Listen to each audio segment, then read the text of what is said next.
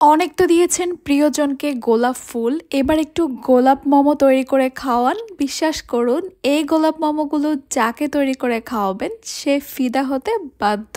কারণ এই মোমোগুলো অনেক বেশি সুন্দর, ঠিক যেন গোলাপ ফুল, আর ভিতরে অনেক বেশি সফট জুসি চিকেনের পুরে ভরা। তাই দেখতে যেমন সুন্দর, খেতেও তেমনি মজাদার। যারা মোমো ভাজ করতে একদমই পারে না তারাও কিন্তু খুব ইজিলি এই গোলাপ মোমোগুলো তৈরি করে নিতে পারবে।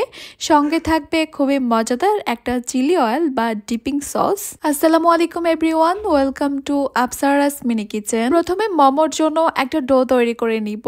একটা বলে নিয়ে নিচ্ছি 1 কাপ ময়দা, লবণ দিয়ে দিচ্ছি হাফ চা চামচ। ময়দা আর লবণটাকে একটু ভালো করে মিশিয়ে নিচ্ছি। মোমো তৈরির জন্য কিন্তু ময়দাই দিতে হবে, এখানে কিন্তু আটা নেওয়া যাবে না।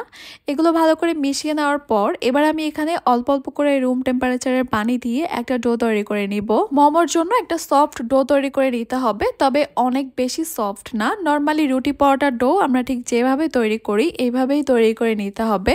তাই পানির পরিমাণটা অল্প অল্প করে দিয়ে একটা পারফেক্ট ডো তৈরি করে নিতে হবে। এই ডোটা যদি পারফেক্ট না হয় মোমোগুলো কিন্তু পারফেক্ট হবে না।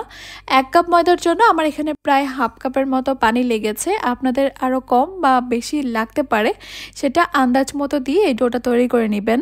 আমার এখানে ডোটা তৈরি করা হয়ে গেছে। এবার একটা ভিজা কিন্তু নিংড়ানো সুতির টাওয়াল বা সুতির কাপড় দিয়ে এই ডোটাকে আমি কিছুক্ষণের জন্য ঢেকে রেখে দিব। এতে করে ডোটা একটু সফট আর মসৃণ হবে। এরই মধ্যে আমি মোমোর জন্য পুরটা তৈরি করে নিব। আমি এখানে একটা মুরগির বুকের মাংস নিয়েছি, হাড় ছাড়া। মাংসটাকে প্রথমে আমি স্লাইস করে ছোট করে কেটে নিব। এরপরে এই মাংসটাকে আমি কিমা করে নিব। আপনারা চাইলে ব্লেন্ড করে নিতে পারেন, তবে আমার কাছে মোমোর ভিতরের পুরটা এভাবে একটু মাংসটাকে কিমা করে তৈরি করলে বেশি ভালো লাগে। যেহেতু মুরগির মাংস একদমই নরম টাইপের হয়, তাই খুব ইজিলি কিন্তু একটা নাইফের সাহায্যে কিমা করে নেওয়া যায়। দেখতেই পাচ্ছেন খুব সুন্দর করে কিন্তু কিমাটা তৈরি হয়ে গেছে। এবার আমি এই মুরগির কিমাটাকে একটা বলে নিয়ে নিব। পেঁয়াজ কুচি দিয়ে দিচ্ছি 1 টেবিল চামচ। পেঁয়াজটাকে একদম মিহি কুচি করে নিতে হবে। কাঁচামরিচ কুচি দিয়ে দিচ্ছি 1 চা চামচ। ঝালটা নিজেদের পছন্দ অনুযায়ী অ্যাডজাস্ট করা যাবে। লাল সবুজ ক্যাপসিকাম কুচি দিয়ে দিচ্ছি 1 টেবিল চামচ। 1 টেবিল চামচ দিয়ে দিচ্ছি গাজর কুচি। স্প্রিং অনিয়ন বা পেঁয়াজ পাতা দিয়ে দিচ্ছি 2 টেবিল চামচ। আদা রসুন বাটা দিয়ে দিচ্ছি 1 চা চামচ।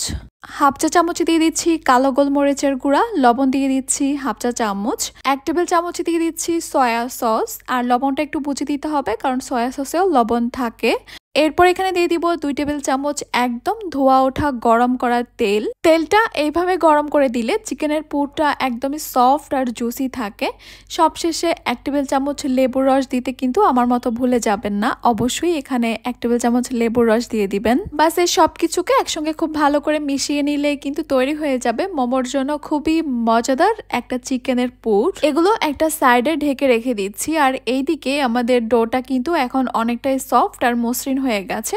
সফট বলতে অনেক বেশি সফট না, অনেক বেশি সফট করে তৈরি করলে কিন্তু মোমোগুলো ঠিকভাবে ভাজ দিতে পারবেন না। ডোটাকে আমি আরো কিছুক্ষণের জন্য একটু মথে নিচ্ছি, এতে করে ডোটা আর একটু মসৃণ হবে। এবার এখান থেকে আমি অল্প অল্প করে ডো নিয়ে নিচ্ছি, একটা পাতলা আর বড় রুটি করার জন্য যতটুকু ডো প্রয়োজন হয়। বাকি ডোটাকে আবারও ভিজা নিংড়ানো সেই টাওয়ালটা দিয়ে ঢেকে রেখে দিতে হবে, না হলে কিন্তু ড্রাই হয়ে যাবে।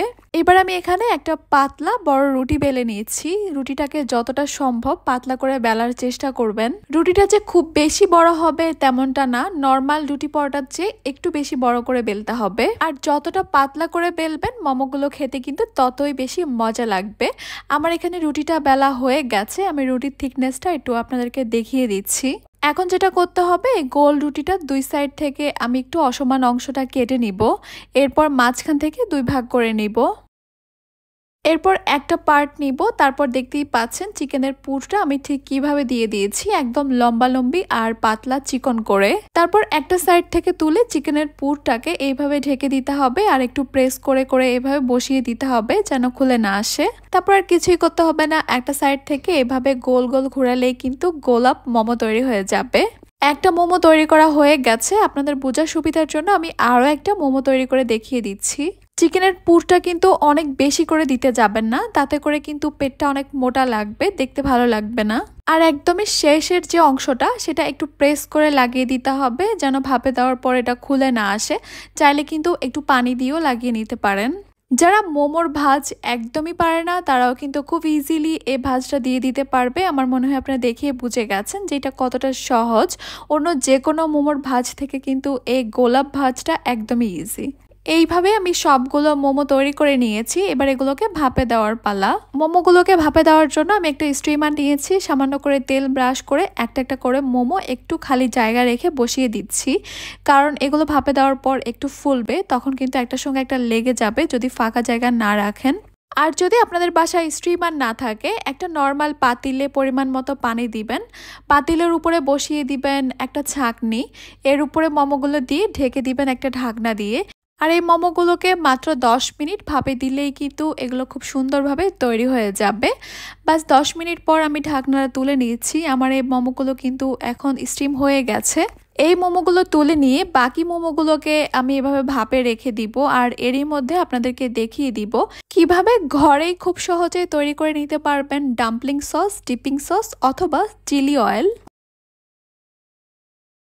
প্রথমে নিয়ে নিচ্ছি 1 টেবিল চামচ চিলি ফ্লেক্স, 1 টেবিল চামচ নিয়ে নিচ্ছি লাল মরিচের গুঁড়া, রসুন কুচি নিয়ে নিচ্ছি 1 টেবিল চামচ, 1 টেবিল চামচ নিয়ে নিচ্ছি সাদা তিল। এরপর এগুলোকে একটু ভালো করে মিশিয়ে নিচ্ছি। এরপর এখানে দিয়ে দিচ্ছি একদম ফুটন্ত মানে একদম ধোয়া ওঠা গরম তেল 1/2 কাপ। এখন আর কিছুই করতে হবে না, এইভাবে রেখে দিতে হবে সম্পূর্ণভাবে ঠান্ডা হওয়া পর্যন্ত। এগুলো যখন সম্পূর্ণভাবে ঠান্ডা হয়ে গেছে তখন আমি এগুলোকে একটা ছাঁকনির সাহায্যে ছেঁকে নিচ্ছি। এগুলো ছেঁকে নেওয়ার পর যেটা পাবো সেটাই কিন্তু হচ্ছে চিলি অয়েল। আপনারা যারা মোমো খেতে পছন্দ করেন তারা চাইলে কিন্তু এই চিলি অয়েলটা একবার একটু বেশি পরিমাণে তৈরি করে রেখে দিতে পারেন।